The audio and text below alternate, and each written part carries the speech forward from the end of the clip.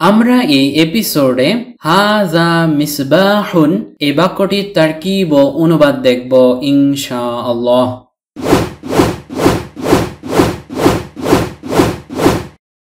নিকটবর্তী পুরুষবাচক কোনো কিছুকে ইশারা করতে আরবিতে হাযা ইসমুল ইশারতিটি ব্যবহৃত হয়। আমরা প্রথমেই এই বাক্যের প্রত্যেকটি শব্দের অর্থ জেনে নিব। হাযা শব্দটির অর্থ হলো ইহা, এটা, এটি, তা ইত্যাদি। মিসবাহ শব্দটির অর্থ হলো বাতি, বাল্ব, লাইট, ল্যাম্প, বার্নার, লন্ঠন, প্রদীপ ইত্যাদি।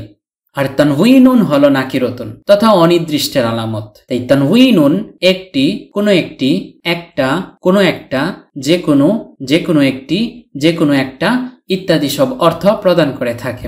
আমরা বাক্যস্থ প্রত্যেকটি শব্দের অর্থ জেনে নিলাম। এবার আমরা যদি হাযা মিসবাহুন এর অর্থ ভেঙে ভেঙে উঠাই, তবে হাযার অর্থ ইহা আর মিসবাহুন এর অর্থ একটি বাতি। ফলে হাযা মিসবাহুন এর অর্থ দাঁড়ায় ইহা একটি বাতি, যা একটি পরিপূর্ণ মনের ভাব প্রকাশ করছে।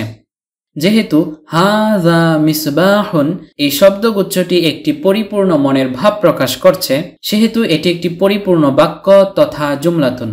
কেননা যে শব্দগুচ্ছ পরিপূর্ণরূপে মনের ভাব প্রকাশ করে তাকে জুমলাতুন বলা হয়। আরবিতে সাধারণত দুই ধরনের জুমলা হয়ে থাকে, জুমলাতুন ফি'লিয়াতুন, জুমলাতুন ইসমিয়াতুন। যে জুমলা ফি'লুন দিয়ে শুরু হয় তাকে জুমলাতুন ফি'লিয়াতুন বলা হয়।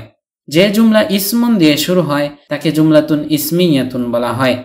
যেহেতু হাযা মিসবাহুন এই জুমলাটি হাযা দিয়ে শুরু হয়েছে তথা একটি ইসমুন দিয়ে শুরু হয়েছে, সেহেতু এই জুমলাটির নাম হলো জুমলাতুন ইসমিয়াতুন। কেননা যে জুমলা ইসমুন দিয়ে শুরু হয় তাকে জুমলাতুন ইসমিয়াতুন বলা হয়। এবার যদি প্রশ্ন করা হয় যে ইসমুন কি, তবে উত্তর হলো যে কালিমা তথা শব্দ নিজের অর্থ প্রকাশের ক্ষেত্রে স্বনির্ভর এবং তিন কালের কোনো একটি কালও প্রকাশ করে না, তাকে ইসমুন বলা হয়।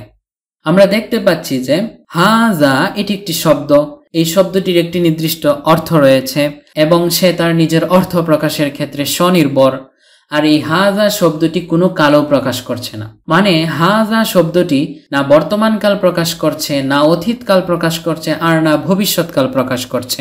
সুতরাং হাযা শব্দটি ইসমুন। আর যেহেতু এই বাক্যটি ইসমুন দিয়ে শুরু হয়েছে, তাই এই বাক্যটির নাম হলো জুমলাতুন ইসমিয়াতুন। জুমলাতুন ইসমিয়াতুন নামক বাক্যের ভিতরে কমপক্ষে দুইটি অংশ থাকে, এক মুবতাদাউন, দুই খবরুন। যার সম্পর্কে বলা হয় তাকে মুবতাদাউন বলা হয়। বাংলা ব্যাকরণে আমরা যাকে উদ্দেশ্য ও ইংরেজি ব্যাকরণে আমরা যাকে সাবজেক্ট বলে থাকি, আরবিতে সেটাই হলো মুবতাদাউন। মুবতাদা সম্পর্কে যা কিছু বলা হয় তাকে খবরুন বলা হয়। বাংলা ব্যাকরণে আমরা যাকে বিধেয় ও ইংরেজি ব্যাকরণে আমরা যাকে প্রিডিকেট বলে থাকি, আরবিতে সেটাই হলো খবরুন। এবার আমরা যদি হাযা মিসবাহুন এর তারকিব তথা বাক্য বিশ্লেষণটি দেখি, তবে হাযা সম্পর্কে বলা হচ্ছে আর বলা হচ্ছে মিসবাহুন। যেহেতু হাযা সম্পর্কে বলা হচ্ছে, সেহেতু হাযা হলো মুবতাদাউন। আর যেহেতু মুবতাদা হাযা সম্পর্কে বলা হচ্ছে মিসবাহুন, সেহেতু মিসবাহুন হলো খবরুন। ইহা সম্পর্কে বলা হচ্ছে, তাই ইহা হলো মুবতাদাউন বা উদ্দেশ্য। আর মুবতাদা ইহা সম্পর্কে বলা হচ্ছে একটি বাতি, তাই একটি বাতি হলো খবরুন বা বিধেয়। এই হলো হাযা মিসবাহুন এর তারকিব ও অনুবাদ। আশা করি আমরা বিষয়গুলো বুঝতে পেরেছি। লিল্লাহিল হামদ, আমরা এপিসোডটি শেষ করতে পেরেছি। ডেসক্রিপশনে থাকা লিঙ্কে ক্লিক করে এখনই এই পিডিএফটির একটি কপি সংগ্রহ করুন। ডেসক্রিপশনে থাকা লিঙ্কে ক্লিক করে এখনই এই পিডিএফটির একটি কপি সংগ্রহ করুন।